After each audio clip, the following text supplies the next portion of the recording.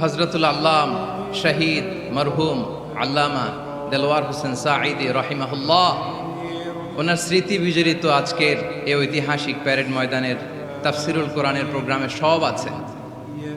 Stage আছে, শ্রোতা আছে, প্যান্ডেল আছে, মিডিয়া কাভারেজ আছে, কিন্তু আমাদের কলিজার টুকরাটা আমাদের মাঝে নাই।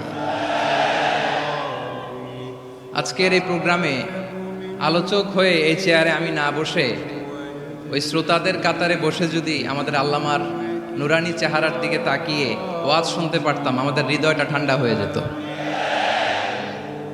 আমাদের তৃষ্ণার্ত হৃদয় শান্ত হতো। সব আজকে আছে, কি যেন নাই, ঠিক কিনা বলেন?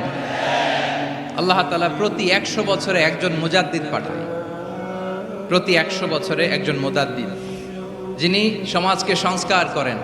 আল্লামা দেলোয়ার হোসেন সাঈদী রহিমাহুল্লাহ ছিলেন তেমন একজন মুজাদ্দিদ। চিৎকার করে বলেন ঠিক কিনা? উনি শিরক বিদআতের আস্তানাকে তছনছ করে দিয়েছেন, তাওহীদের বাণীকে সমুন্নত করেছেন, গণমানুষের কাছে তাফসিরুল কোরআনকে জনপ্রিয় করেছেন।